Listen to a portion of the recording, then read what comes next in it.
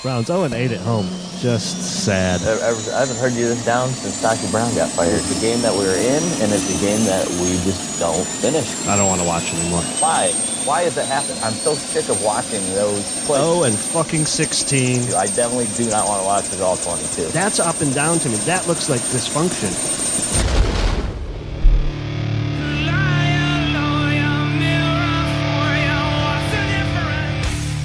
We are joined by John Kosko today of PFF. He is on Twitter at JohnKosko3, all one word. You guys can hit him up there, follow him, pay attention to what he's saying, because he is one of our good commentators on the Browns. Greg's here as well. What's up, Greg? What's up? What's going on? Another day, another podcast, another week of NFL rolling again. Week 2, Saints. John, welcome back, man. Thanks for coming on, dude. Yeah, thanks for having me. It's always a pleasure.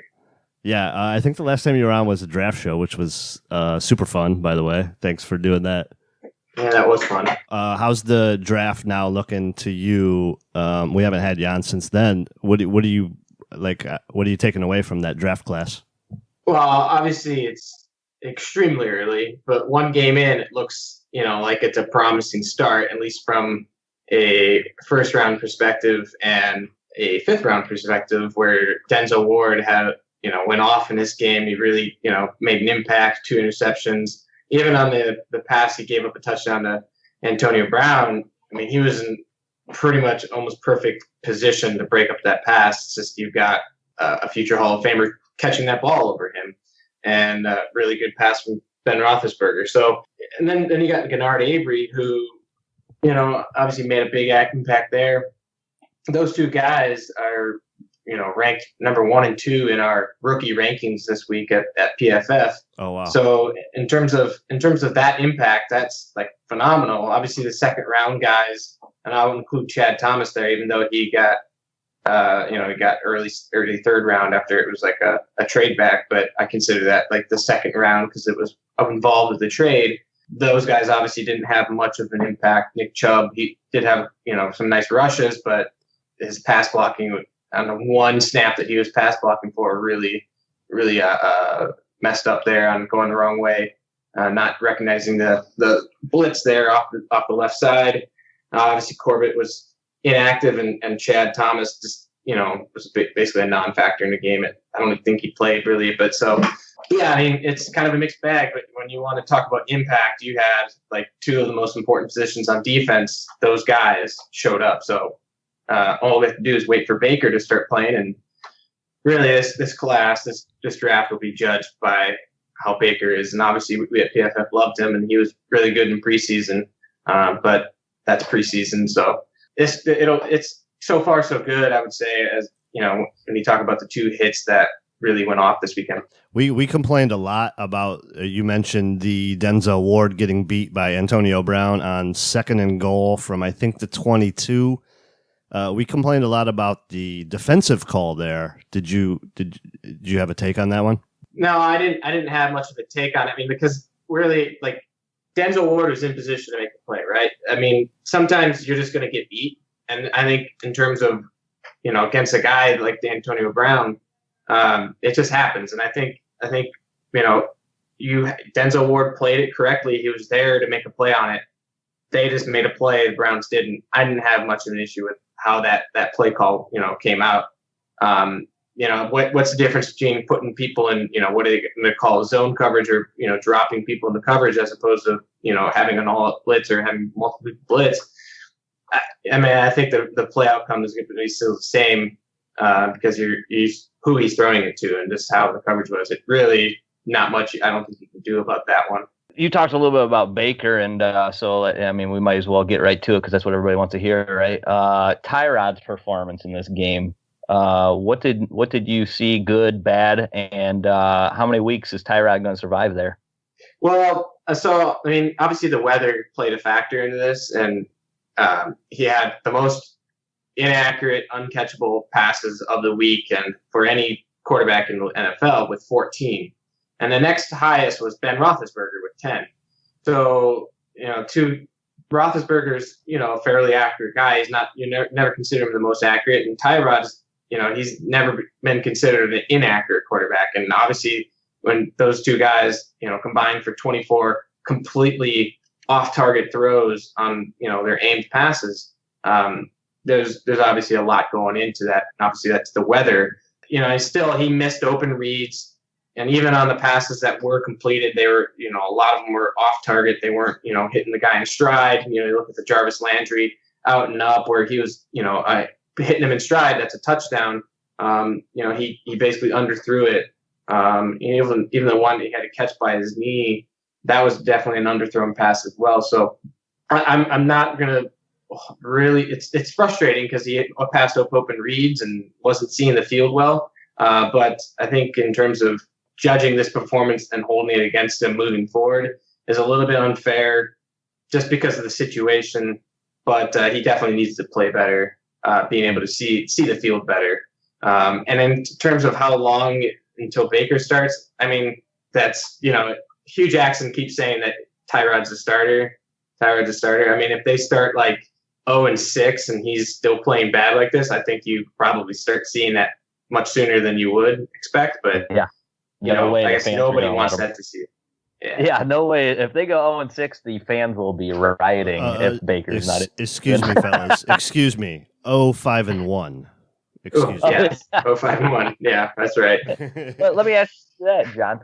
Did that coming away from that game? What was it? 21-21, right? Is that what the final score was? I can't remember now. Okay. What did you think? Did you think the Browns should have pulled that game out, or do you think they just got lucky to even get back in and tie that? Where was your when it was all said and done? What was your overwhelming feeling, like one way or the other? Well, so they were lucky to get back in it, and then they should have won it. They for one, you're down 21-7 in the fourth quarter against the Steelers. That's usually not a game that you'd expect the Steelers to lose. In fact, I think in the past, 20 some years or whatever, I saw a stat that they had lost one game and when they had led by 14 plus in the fourth quarter out of 100 and some odd games or whatever. So that's not a game that you would expect the Steelers to even lose, let alone tie or whatever. But so they were lucky to get back into it. But when they had multiple opportunities to win the game and blew it. So it's kind of like a mixed bag, right? So, I mean, yeah, I think, Tyrod shouldn't have badly underthrew that pass to Josh Gordon on the sideline when all they needed was, 10 yards to get into reasonable field goal range. And they brought him here to protect the football so that they wouldn't lose games by throwing interceptions. And he did just exactly that. And then even obviously in overtime, they had an opportunity to win it at the end. And obviously they were lucky because of the missed field goal. And then the Steelers blocked their punts or field goal. So, yeah, there's combined of both, really. Taylor also had a bad interceptable pass that he floated to, I think it was Njoku, that could have been picked off in OT, and that might have ended the game if I think it was Edmonds. He might have walked that one in OT. Yeah. So they went 3 and out. The Browns went 3 and out 3 times in overtime, which is just sad. I don't know if you guys saw Haley today talking in his press conference. He said 28 mental errors on offense is what he counted. And he said big minus plays in midfield plus situations. So past midfield, they were getting big minus plays that were setting them back. And his thing was find solutions to problems immediately. So you watched this film, obviously, a lot, probably multiple times, John, and you grade this stuff. What did what was your takeaway? Where were these minuses? Where were these mental errors happening the most? Is it offensive line? Is it the tight ends dropping passes? Where are you seeing improvement that needs to happen immediately? Well, it's all of those, right? So you had, there's one on this occasion. So Desmond Harrison had a pancake block of Bud Dupree when Tyrod scrambled for 20 yards. Well, he should have been blocking Bud Dupree in the first place. That's a mental error, right? So you can't just let a guy run free. You're lucky that he didn't get sacked there. Obviously, Bud Dupree is not the most athletic. He can't bend and quickly turn. So that's fortunate there. You look at some of the stunts too, where they had 8. Pittsburgh Steelers had 8 unblocked pressures. So not every single one of those is sometimes you're going to have unblocked pressures because there's just too many guys that they're coming in through the gap that they're rushing. But sometimes it's not able to pass off stunts. It's just not bad communication up front. Those are situations. Obviously, like I was saying earlier with Tyrod, passing up open reads down the field. I think people have, highlighted a couple of those on Twitter you've seen where, guys open in cover one, or is it was 2-man where over the middle he's breaking on a route and Tyrod passed it up and either took a sack or scrambled instead. Obviously, drop passes you could consider, maybe he would consider that a mental error. And then in a run game, there's a lot of miscommunications with the blocking, but especially with the tight ends. They were pretty poor, and then pretty much everybody on the offensive line didn't do a really good job run blocking this game. That not a single one of them had a positive grade on the offensive line run blocking. You look at the 3 interior guys that were there last year that you'd expect moving forward that they should have some cohesion and good communication. It really wasn't there. So yeah, they got a lot to clean up in terms of this mental errors, and obviously you look at the penalties too, false starts, and then illegal formations. Also mental errors that can easily be cleaned up that shouldn't happen.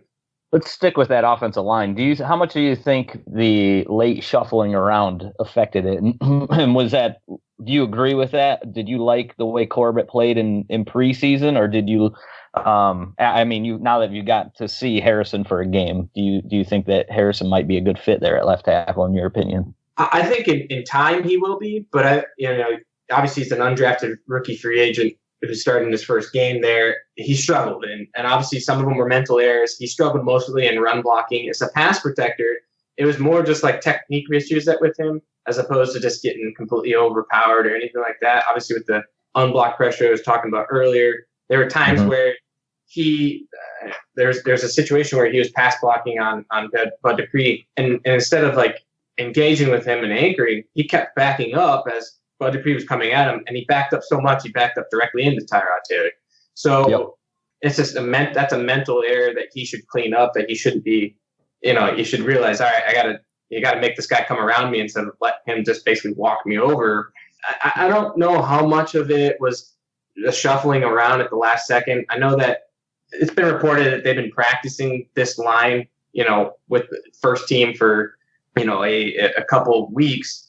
I don't know how much even if it is happening. Even if it is only a couple of weeks, I mean, you have Batonio playing there for a month left tackle. You know what I mean? So Batonio is probably the least of our worries here, to be honest with. I mean, he knows what he's doing at left guard, but it's just probably the communication thing. So yeah, you're right. Even if you only have 2 weeks, it's just 2 weeks only that Desmond Harrison's kind of getting thrown to the wolves here. Yeah, and I think in terms of how Corbett played in preseason, they played him a ton of snaps. They obviously the most on the offense in preseason, and they wanted to see him perform at that left guard position. He struggled. He really did. He was one of the lowest graded guards in all of preseason. Obviously, it's just preseason, but he was going up against second and third teamers because of how much he was playing. As a run blocker is where he really struggled. As in pass protection, he was okay. He did give up a hit in 4 hurries there. But in terms of what Desmond Harrison showed in preseason, Harrison was the better player in terms of grade. So I think to put your 5 best out there, that's fine. I think but just the communication when you have that type of shuffling and they're not, especially in game situations where they never played it in a preseason game. Yeah, I think it did hurt them. And you also look at Zeitler too. He didn't play. He only played 9 snaps in preseason because he was hurt for most of that. So that's another thing too. Is like even though that these guys have played together on the interior, they still have to have more cohesion there. And it was it's going to take some time, but I think they'll be all right. Right. One more for you with the offensive line. So I believe we took 7 sacks. I think that's correct. 7, yeah. And the way you guys look at them, and I like the way that it's not always, if you just take a sack, it's not always just the offensive line. Usually that's what we go to. Oh, he took 7 sacks. Our offensive line sucks. You guys grade it. You bring in the tight ends, you bring in the running backs, but then you also place blame on the quarterback. What you guys tracked, how many of these were offensive line cause? How many of these were Tyrod? Because Tyrod, I know, has a history of getting himself sacked from time to time when he was in Buffalo. Yeah, so the offensive line gave up 2 sacks, which one by Desmond Harrison and one by Chris Hubbard. There's a sack that Darren Fells gave up. One of them we charted against Tyrod. The rest were unblocked variety. So there was somebody that may have been a miscommunication on the offensive line, but there was no clear evidence of who it could have been that we didn't charge it against them. So in terms of offensive line play, they only gave up 2. And they did give up, a good number of pressures. Obviously, Desmond Harrison gave up 5. Chris Hubbard gave up 2. The rest of the interior line gave up 1 each. But a lot of that also contributes to like Tyrod not throwing it in rhythm of the play, or just having longer developing plays. He held on to the ball forever. But part of that is because there were so many deep vertical pass concepts that Todd Haley was calling. They called only 1 quick passing concept the entire game and 6 screen games all game. So if that's not helping a guy like Tyrod, who does have really good accuracy in short and intermediate throws, and much less so at 20 yards down the field. He threw 10 passes down the field that deep. That's not his game. That's not what he should be doing. So I think, offensive coordinator can be blamed here, along with, obviously the offensive line for 2 sacks. And then it's just a combination of all that, what goes into it. It's never just solely the offensive line, like you were saying. With Gordon, I imagine some of the issues with Gordon not getting the ball probably have to do with him missing some time. Also, like you said, where they ran a lot of vertical routes. And I don't remember really seeing Gordon run slants or Gordon running the crossing routes. And a lot of times there was Landry. You brought that up. There was 2 throws on 3rd down and long, one early in the game and then one in overtime where Tyrod misses Landry on one of those dig routes, which could have resulted in the 1st down. He didn't throw the ball. And that's fine. I don't mind Landry, getting a good amount of targets. He ends up with 15. Gordon ends up with 3. From a scheme aspect, do you want to see Gordon run some different combination of routes, or are you okay with him being more of a vertical guy only?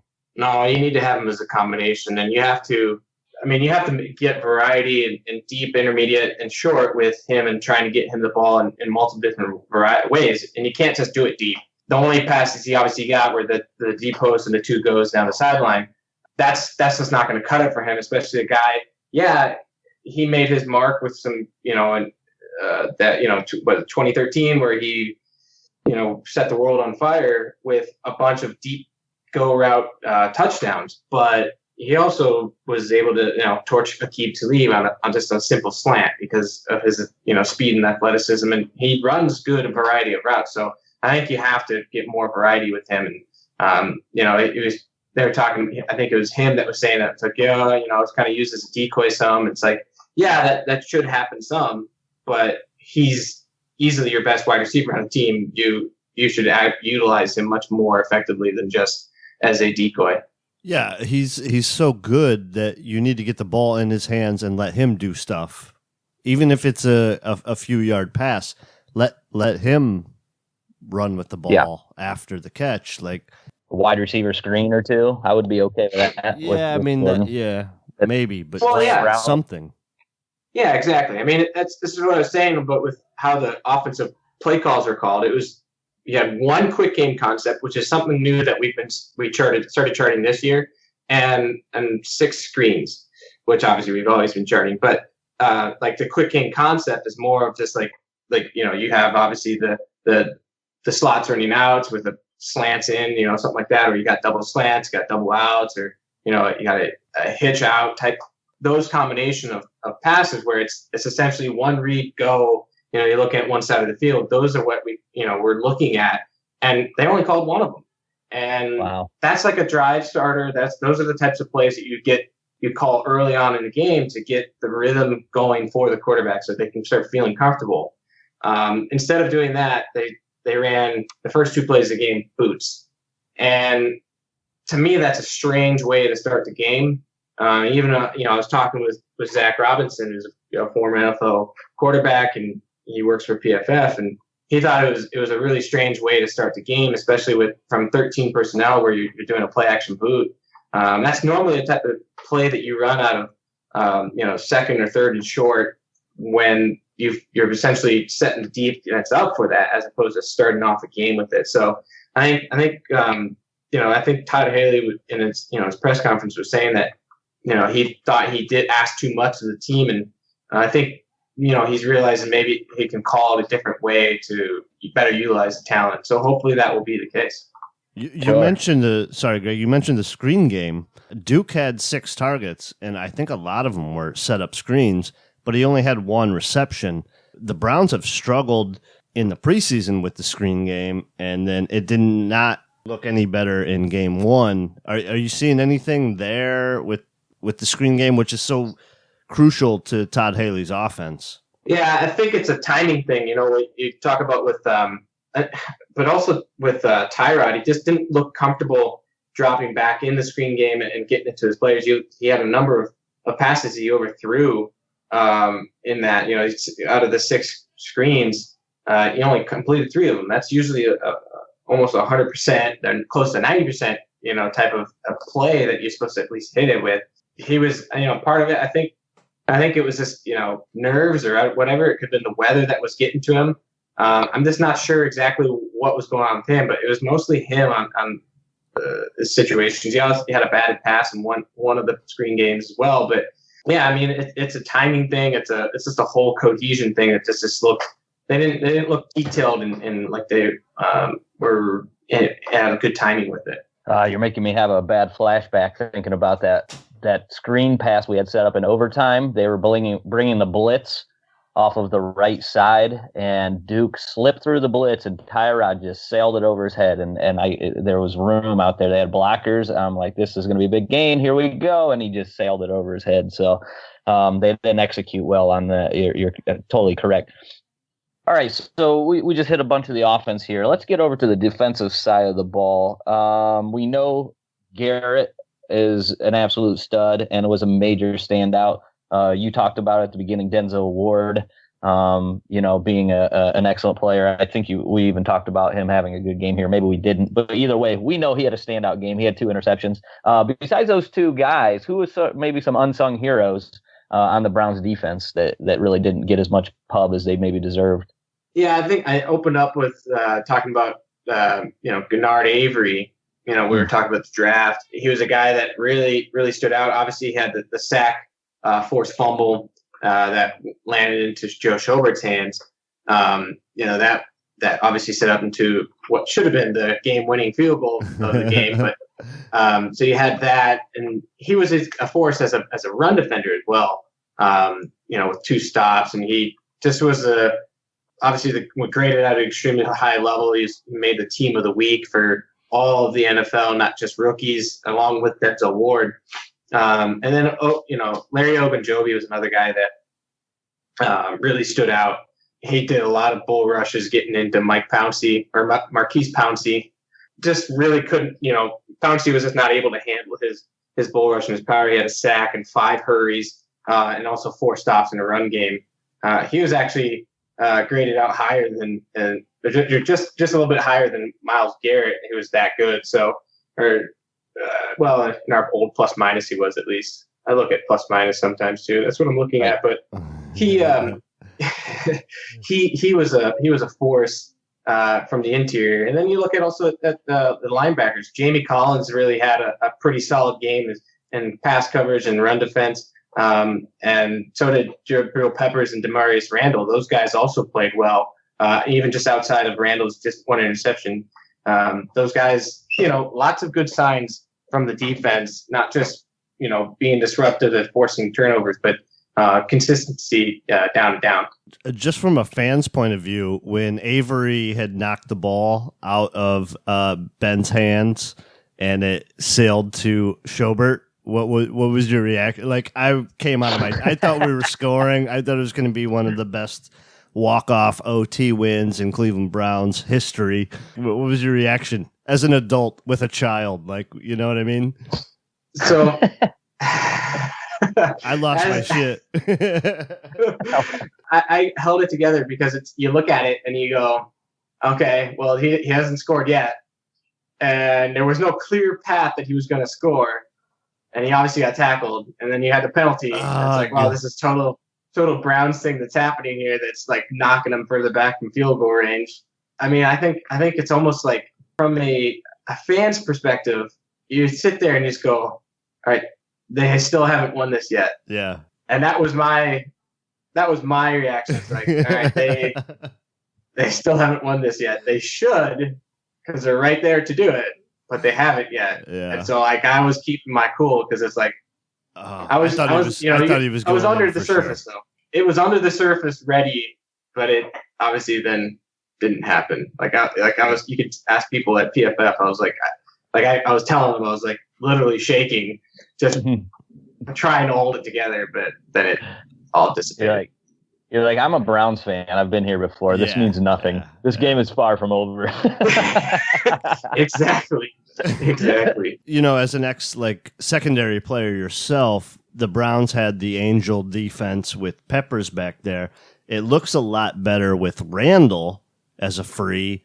And what's your thoughts on Peppers sort of getting moved probably to a more comfortable position for him, Kindred moving into a more comfortable position, and then using Randall as sort of that free? I'm sure that's one of the things that you, as soon as the All-22 comes out, I'm sure you're just devouring the secondary because being a safety yourself.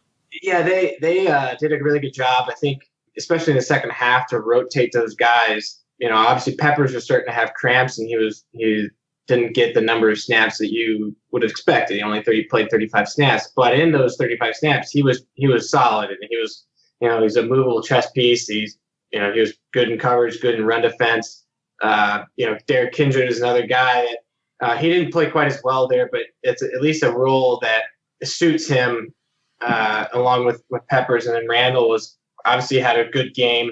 He had an interception, but moving him down into the slot against Juju Smith-Schuster was a good move to get him locked up there, and which is nice because for his perspective, he's a former corner, so he can do that, and that's the versatility that you want in a guy like that. Like if something's not going right, you can move him down into that role if you need him to be.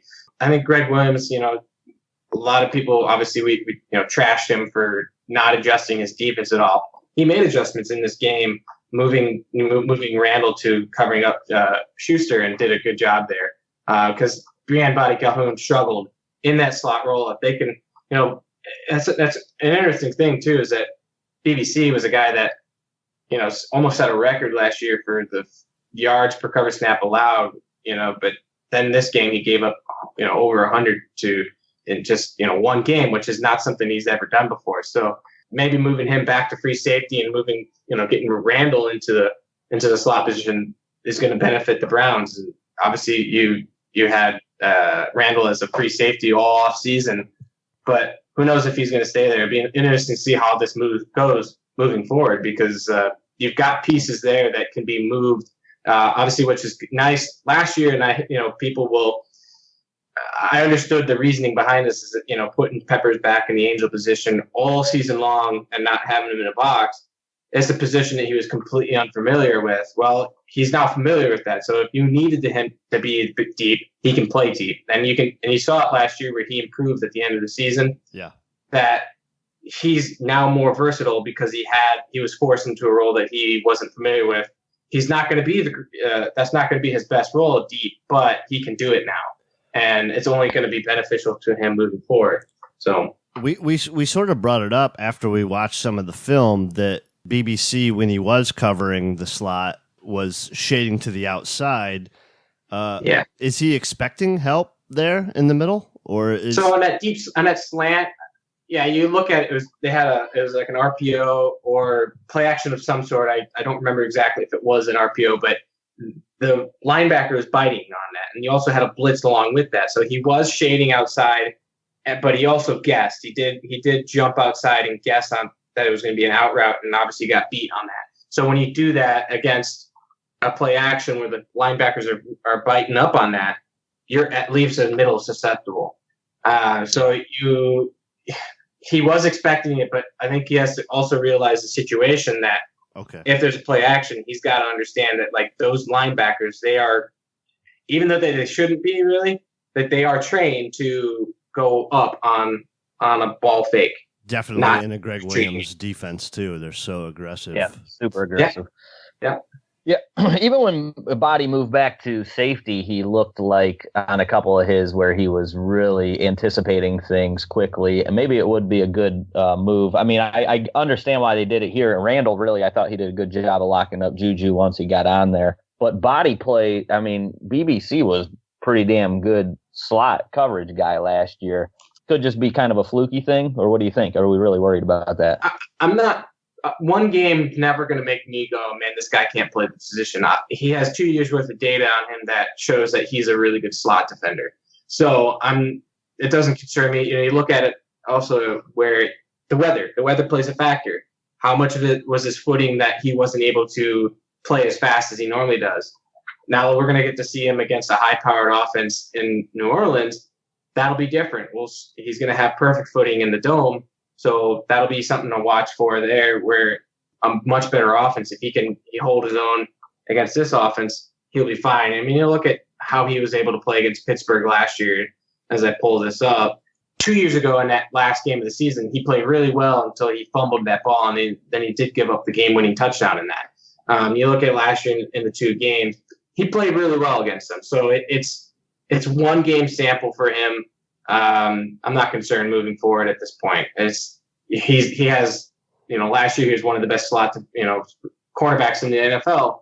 I think he could still obviously be that because it's what he's shown for 2 years now. Right. Trying to be mindful of your time here. Let's get into the preview because it is our Thursday podcast. We like to preview this weekend's game. The Browns are traveling to New Orleans to face them. They are 9-point underdogs. Easy win. 9 now? 9, yeah. On ESPN. I'm not sure about the Vegas sites, but you mentioned Drew Brees was one of the highest rated quarterbacks over this past weekend. How do you Michael Thomas, 16 receptions, 180 yards, and a score. Kamara just ran all over Tampa Bay last week. Receiving wise. And a bunch of receptions. Let's move into the Saints a bit. How do you feel the Browns can match up here this weekend? It's going to be tough. From their offense perspective, obviously you have one of the best quarterbacks of all time, and Drew Brees is coming off like an all-world performance in which they lost. He put up 40 points. You obviously expect to win that. So, Brees is going to be on point like he normally is, especially at home. He's really good there. Obviously, Michael Thomas, one of the better wide receivers in the NFL. Great as a top 3 guy in the NFL for us last year. It's going to be a challenge. And you got Ted Ginn, who just has the speed that gets you, burn you deep. And then obviously Alvin Kamara underneath, who can just make anybody miss. He's as much as Brown. We as Browns fans love Duke Johnson. He's like a juiced up version of Duke Johnson. So he's a guy that's tough to bring down in space. He's going to get the ball in multiple different ways. They're going to have to find multiple different ways to contain this offense. I know that probably it'd be interesting to see what Greg does. Look at this is an interesting matchup just from a history of Sean Payton and Greg Williams perspective. Oh yeah, for sure. What the Bounty Gate situation and then the Bounty Gate revenge game a couple years ago where against the Rams where the Saints just went off on them for 40, I think it was like 47, 48 points. So, it'll be interesting to see what he does to try to stop this high-powered offense. From the Browns offense perspective against the Saints defense, just because the Saints defense just gave up 47 points to Ryan Fitzmagic, he was at his Fitzmagic best. Like this was a career game for Fitzpatrick. It really was. He was on fire. He had a pass grade of 96.6. Unbelievable game by this guy. He was making pinpoint throws down the field against tight coverage. This is not a game that where you look at this Saints defense and go, man, they really stepped back from last year.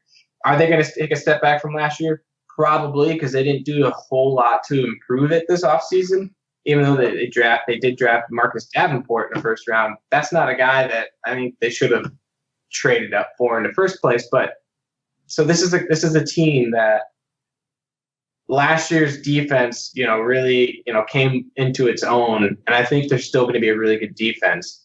One game's not going to decide that, where a guy was literally lights out on fire against them. You still got Marshawn Lattimore, who's he got beat the first time he gave up a touchdown in his NFL career against Mike Evans. He struggled, and I fully expect him to bounce back. He's a guy that even in college gave up just one touchdown in his final season with Ohio State. So he's not a guy that you'd expect to be able to beat very often. Are we sort of looking at a Lattimore on Gordon and a Ward on Thomas situation here? That could be fun. Yeah, I think that's what we're going to be looking at, and that will be fun because obviously you got the Ohio State connection with Ward versus Thomas, and Lattimore obviously is just he's a guy that's going to be able to match up with Gordon's speed. Lattimore's basically, I think he ran the same 40 that Ward did, and I think that often gets overlooked and how fast that Marshawn Lattimore is too. So those are some interesting matchups. I don't think somebody was seeing that you'd expect that Ward would cover again, but I don't see that to be something. Maybe they'll switch it up a bit, and it's not going to be 100% obviously, so they'll switch it up, but I think you'll see Ward mostly on Michael Thomas. It seemed like Ward really stuck on the one side against the Steelers. I wonder if that's maybe the way they're going to play it more this year. They're just going to give him his side and Mitchell play the other side. But I don't know. I don't know that for sure. But New Orleans got beat deep a lot. Josh Gordon's about the only guy we can stretch the field with. I mean, it's not really the game of what's his name, Jarvis Landry, really stretch a field. Yeah. Well, and I was going to bring up Higgins. That's what I was just going to say. We played Higgins way more than what we played Antonio Callaway. I'm kind of thinking this is an Antonio Callaway kind of game instead of Higgins. I don't know if you have an opinion on that or not, John. I think you're actually going to see more Higgins than Callaway early on in the season because you got a third-year wide receiver versus a rookie who's still figuring it out, right? So I know that Higgins hasn't missed any time in training camp, where Callaway has because of various injuries and all that. But I think Higgins has been a more consistent receiver in camp and in the preseason. Obviously, you had the highlights in the first game with Baker throwing to Callaway, but outside of that, he really didn't flash much. And I think he's still trying to get into shape. I think they talk about it often, like on Hard Knocks and stuff like that. It's like, oh, I need to get in shape. I think he's just, for whatever reason, it's not quite in football shape, which seems strange to me. But I think in terms of the early going, you're going to see a lot more Higgins than Callaway, and I think in time you'll see Callaway and just more ease into a bigger role, which I think is especially for his situation, is the better way to handle him. Yeah, I mean, I agree with that. I think Higgins, even though he had a long reception there, he was playing against Sutton, I believe, when he got his catch. It wasn't Hayden at the time. I just don't see any separation whatsoever out of Higgins. And then I think that's he belongs in the slot. Well, so does Landry, in my opinion. That's where they are best. And we really don't have those guys to really stretch the field. And if that's what maybe New Orleans just had a bad game, but that's really what had killed them in the game that I watched. It was Deshaun Jackson getting deep, Mike Evans getting deep. What's the other guy? Godwin getting deep and making big plays. Yeah, but Evans and Jackson was 300 yards of the 417. I mean, Jackson was behind the secondary all day. I mean, that's where Fitz was hitting him big time, man. Plays over 20. I don't know what he had, but he had a shit ton. That performance by him is outstanding. Like, you're just not going to see that again. He had 6 big time throws, down the field. Oh, geez. He averaged, 15.1 yards per attempt at a pass rating of 151. His average depth of target was 12.3. The game was not indicative of what this Saints defense is going to be like. Sure, like they talk, people talk about well, they have, I think it was Josh Gordon in an interview, yesterday saying that, there's plays to be had on this defense. Like, sure, but like unless you've got a guy like Fitzmagic hitting these on a consistent basis, which doesn't happen it doesn't. We got Tyrod, bro. We got Tyrod. What are you talking about? That's the thing too. So like Tyrod isn't known as a deep thrower, right? He's a guy that's gonna methodically get you down the field with his legs and the short and intermediate throws. He shouldn't be throwing these 10 plus passes down the field. That's not his game, right? So let's see here. I can take a look at what Fitzpatrick was doing. He only threw 8 passes into tight coverage. So it's something that we chart. So a lot of it is like when a defense gives up that much space to wide receivers downfield, that over time that usually corrects itself. You look at like the Patriots last year, you look at the cornerbacks were giving up a ton of yards and their defense looked like a giant mess. They corrected it, right? So, and obviously went to the Super Bowl, and then they got beat by a Nick Foles who just went off. But you're not expecting a guy like Nick Foles to ever just like go off in a situation like that, hitting big time throw after big time throw. The Saints defense is really good. It's a solid defense with really good playmakers on the back end.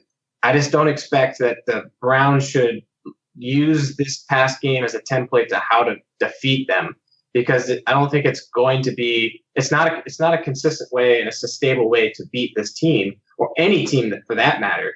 You want to be able to take shots down the field, sure, but you can't rely on that to, beat a team, right? You have to be able to do it with executing your offense in the short and intermediate game while taking the calculated shots downfield. Well, one other thing with this defense here is this their front four is nothing like what we faced last week. They got some players. Cam Jordan's pretty good. Sheldon Rankins. But in your opinion, is that correct? So, in terms of the defensive line, like obviously you got T.J. Watt from the Steelers, but like Bud Dupree's not anything to write home about, right? So, right. There's that aspect, but the Steelers don't have anybody on the same level as Cam Jordan. So Cam Jordan is on a different level than anybody that the Browns faced in Week 1. T.J. Watt, I think they had him for 3 official sacks or something like that, or 4. But like even one of them was just Tyrod had fallen down and he essentially touched him on a cleanup, and then another one was he was scrambling out of the pocket and essentially went out of bounds at the 1 foot short of the line of scrimmage. So, and that's another sack. It's like that's not really actually earning sacks there. Cam Jordan is on a completely different level. He was one of the highest graded edge defenders in the NFL. Last year, he's been one of the top guys in the NFL for a number of years now. He had ridiculous 60 plus pressures a year ago. He was held in check this past weekend, against Tampa Bay, which is interesting. But he's a guy that you always have to account for, and you better make sure that you are getting help to whoever's blocking him. Sheldon Rankins is a guy that we did like coming out of college, but he hasn't really shown it yet. This is a defensive line that's overall not nearly as good as what the Pittsburgh Steelers have, and Hayward and Tuitt and stuff like that. So as a whole, the Pittsburgh Steelers off defensive line, better, but I think Cameron Jordan is much more of a game wrecker than anybody else that the Pittsburgh Steelers has. So defensively, what I want to talk about is for the Browns specifically, we don't really have to defend the run. Should the Browns be in nickel all the time and just leave one person to cover Kamara? Kamara, 9 receptions on 12 targets, 112 yards. Like, somebody's got to cover this guy, and it can't be a linebacker. No, you're exactly right, and they definitely need to be in nickel and dime packages a lot more than they should be in base. And in fact, I don't know why I haven't looked this up, but I should have looked up to see how many times that the Browns were in nickel and dime situations, because obviously it's a big point of contention for Browns fans and stuff like that. So I'll have to take a look at that later, but it's a situation where you have to have multiple defenders, defensive backs out there to match up with the speed and the agility that the Saints have from an offense perspective. Running the ball doesn't win you games, and nor does defending the run, as Browns fans should realize by now, after they had one of the best historical low average of yards per carry against them last year and won exactly 0 games. So the old adage it's ridiculous. Even the way you say it just makes me want to throw up a little bit.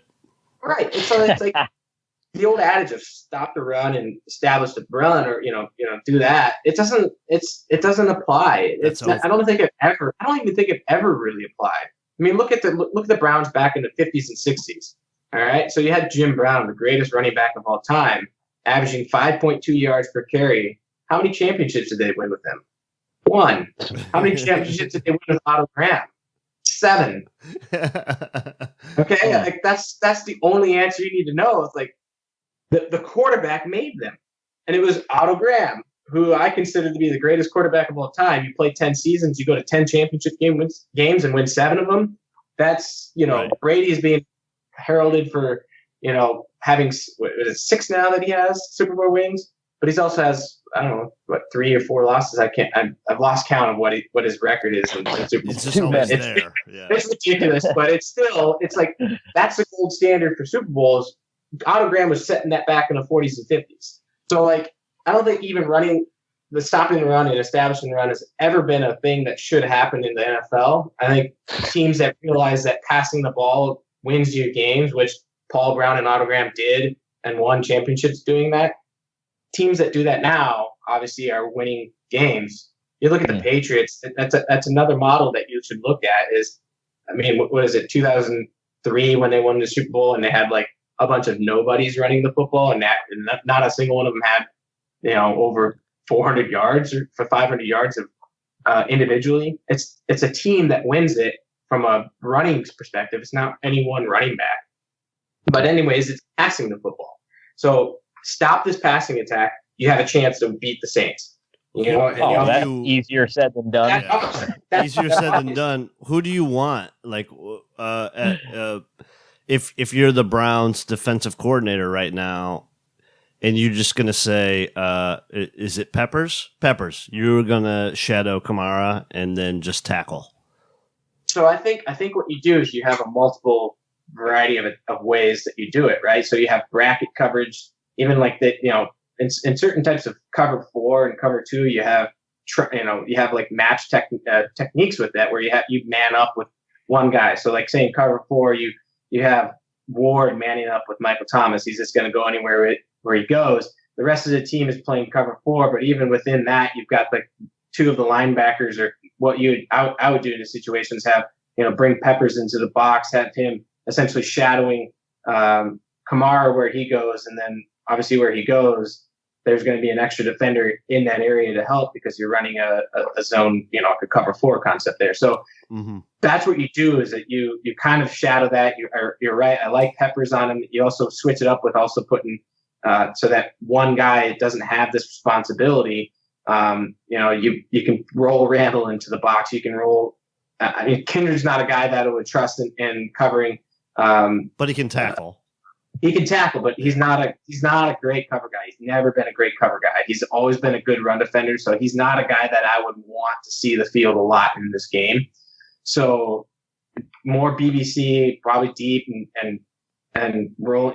Just having that rotation where they're just kind of switching it up and making Drew Brees think about it just for an extra second longer than he, not second, but split second longer than he normally should, where he's not seeing clear reads of what the defense is playing. I think that's what you need to do in order to slow down this offense, and essentially then your playmakers got to make plays. Yeah, if I look at the box score, Michael Thomas has 17 targets, Kamara has 12, and Ginn has 6, and Watson has 4. So I would let the linebackers do your best on Watson. If you give up 4 receptions for 44 yards to Watson, fine. No problem. Do you not remember what Benjamin Watson did to us? Greg, don't give me PTSD. Please.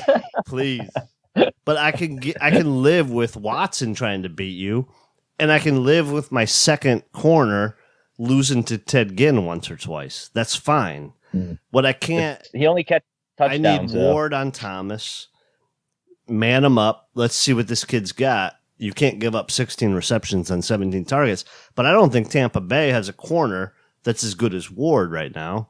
And then somebody cover Kamara. No, they definitely don't have a cornerback as good as Ward. That's for sure. Yeah, I think that's my game plan going in. Yeah, you have to stop Thomas and Kamara. That's what you have to take away from the Saints. And if they happen to beat you because Drew Brees is Drew Brees with throwing it to Ted Ginn, Ben Watson, Austin Carr. Right. You beat us. Yeah. Yeah. I mean, it is what it is when it comes to that. I mean, what's nuts? This is so nuts. When Thomas obviously had 16 catches for 180 yards, a touchdown, he had 7 first downs, and it was on 17 targets. The one that he didn't catch, he actually dropped. So Breeze was, obviously hit him 17. There. Oh, yeah, unbelievable. Yeah, that's Baker Mayfield type shit. Yeah, according to Drew Brees. Yeah, I know. Yeah. Drew Brees said that Baker. I don't know if you saw that, Adam. That Baker is going to be better than what he is. So we'll see how that ends up. But one more thing, we're with the line. We can get you out of here. But who is there a weak spot on this Saints line that we might be able to take advantage of? And will Garrett be feasting for a second week in a row? Yeah, so this is actually a really strong offensive line when it's fully intact. So last week they didn't have their starting left guard in Andrews Pete, who was pretty solid. I think he's expected to be back this week, and in his place was Josh Laribius. I think that's how you pronounce his name, and he was bad. He gave up 5 pressures and had an overall grade of 44.8. So that if Pete can't go again, their weak spot is that left guard position. Max Unger is a solid center, but he's not what he used to be.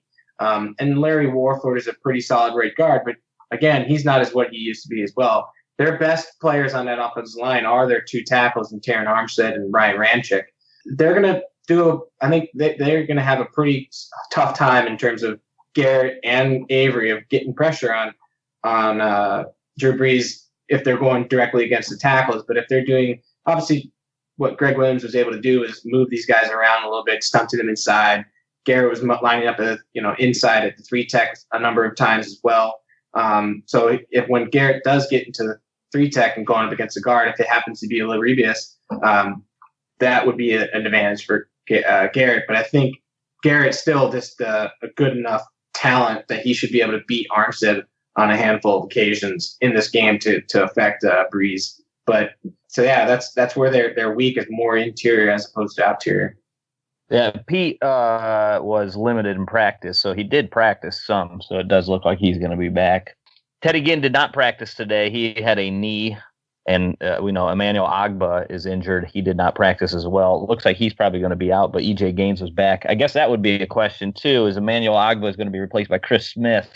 I don't know if I love that on extended time, personally. Not that Agba's been playing all that great, but where are you at with Chris Smith as a replacement, John? Yeah, I mean, he's a guy that when at time in Cincinnati last year was at an average level. So he's a guy that I think you want to rotate, continue. You want to do the rotation with him and get him, just keep him fresh. But he's a guy that can get in there and be productive with his snaps as long as you limit that. You don't want him to be a guy that's a full-time guy out there. And even so, I think if you're looking to stop this, the pass game, he's not going to be out there very often anyways. So you're going to have that Joker personality. You might see more Chad Thomas in this game just because he's more of the Emmanuel Agba type of prototype where you can put him inside and use you'd have Garrett on the outside with Avery on the outside with Ogunjobi and Agba, and I think he replaces the Agba on the inside there, part of that. And I think he can be a good, solid run defender if they happen to run. And then as a pass rusher, I'm not too high on him. I'm not high on any of these guys except for Garrett and Avery as pass rushers. And obviously, Ogunjobi, he's really coming into, came into his own last week, and hopefully he can continue that. But outside of those 3 guys, as long as they can fill a spot and just not be a disaster, they'll be okay. And Agba is not a guy, like you said, has been playing well anyways. I expected him to be a lot better. Last year, after he came back from how he played in the second half of his rookie year, he didn't really play that well last year, even though he was fine as a run defender. Really, what you want him to be able to do is rush the passer, and he hasn't really developed that part of his game, which is upsetting to see because in college he was a really good pass rusher, and you want to see him to be able to develop secondary moves, tertiary moves, and he just hasn't done that.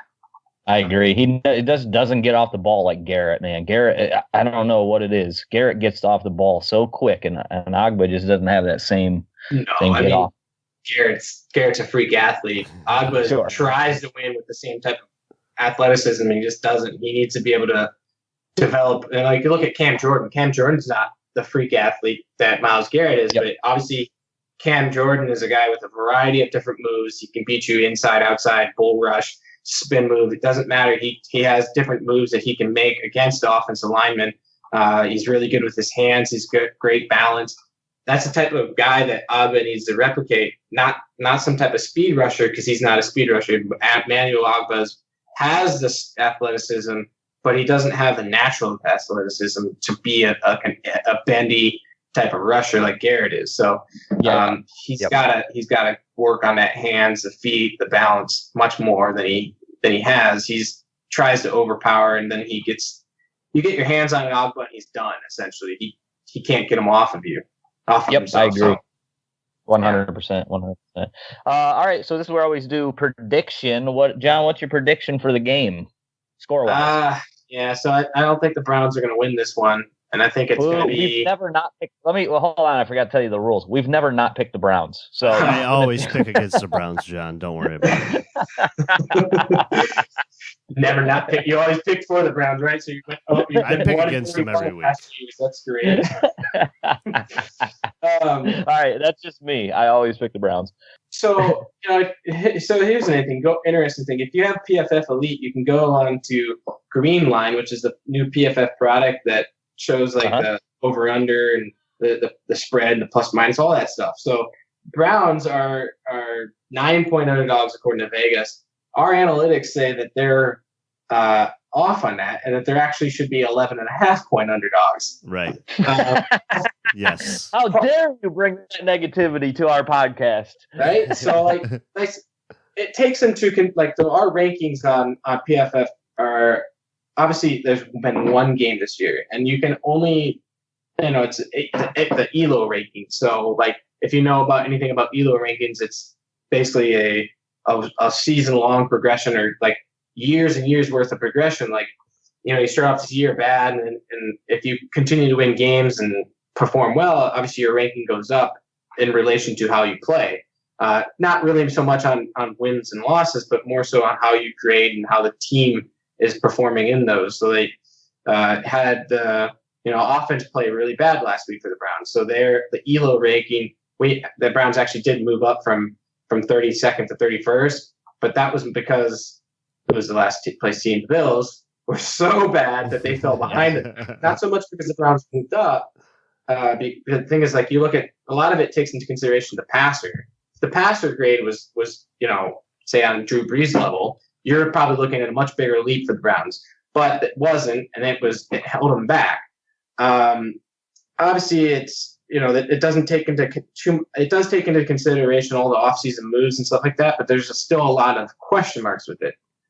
Do I think that the Browns are going to lose by 11.5 points? No, I think it'll actually be a much more competitive game, and I think it's like a 7-point game. So I think they beat the Vegas spread, but I don't see them winning this game. It's more of like a 30 to 23 or something like that. I think the offense plays a lot better than it did last week, but it's still going up against a defense that's, in our ELO rankings is number 6. So it's a really good defense that just happened to get torched one week. Greg, do you have a prediction?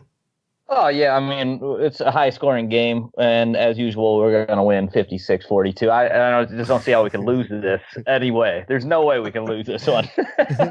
Perfect. John, we have held you way over time. Appreciate you coming on the show, man. It's so good to talk to you again. I know it's been a while. We got to have you back sooner. Can you...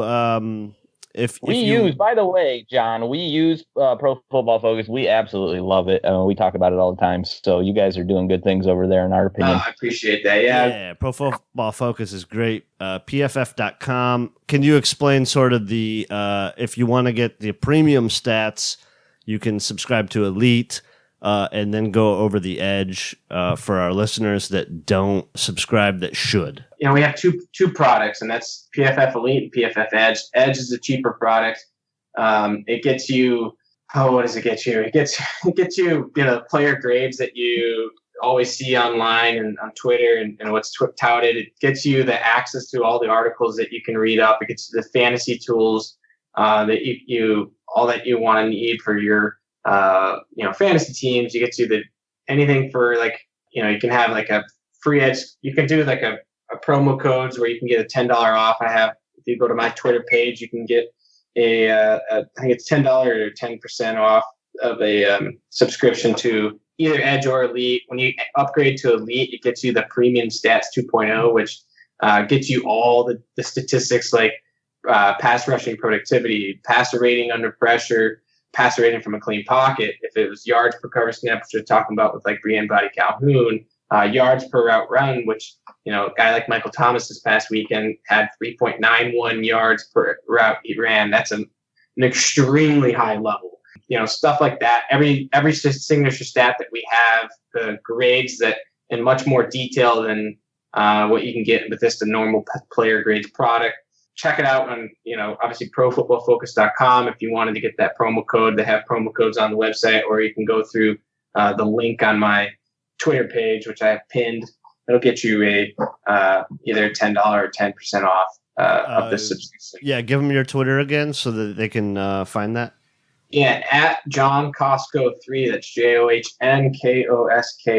the number 3. Thanks, and man. Appreciate it. Yeah, it's really cool stuff, and it's so much set up better this year too. The premium stats, the UI, the user interface is really, really good this year, and nice work. Take some of those the feedback that you guys got last year and really wrap it into a good product. Oh, for sure. Thanks. Yeah, I mean, they've been working a lot. The IT team has been working a lot to get, this product, kind of like modernized, essentially. We had years ago where we had the premium stats product that you could get, had all the plus minus. So internally, we still have that. But obviously, for consumer purposes, the 0 to 100 is what I guess the majority of people like. So we provide that for them.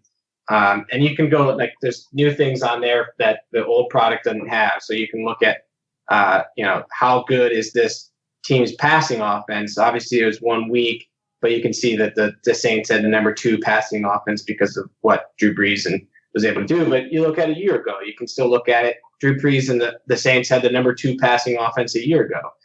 You look at this defense from their perspective, they had the number 12 passing defense in the NFL last year. They had grade-wise the 11th overall. Stuff like that. You can see this stuff that you didn't previously used to be able to, and you can take individual rankings, and it's a really cool product. You can see, obviously, the Jacksonville Jaguars had the best defense in the NFL last year, and the Super Bowl champs, Philadelphia Eagles, had the number 2 defense. So really cool stuff that you can take a look at, and, I mean, you can spend hours and hours and hours diving through it and not really get, 50% of the way through it, and so much information for you. It's really cool. Yep. Yeah. When they brought back premium stats, dude, I was like instant boner. It was the best. that was you guys can use that as a testimonial from Surviving the Season guy. Instant boner when premium stats came back. Put that on the box. But dude, I was so pumped. But I used to scour that stuff this is a few years back, when it was relatively, maybe not even half as known as it is now. But man, I really do love that stuff that you guys are doing over there. So we really do appreciate you coming on, John. Yeah, my pleasure. It's always a fun to come on and chat with you guys. We can do it again sometime soon. Yeah, sorry to keep you overtime, man. Thank you so much, so much. John Kosko 3 on Twitter. Hit him up, follow. Thank you, everybody, for listening. We appreciate it. Greg, tell them what we say. Keep on surviving.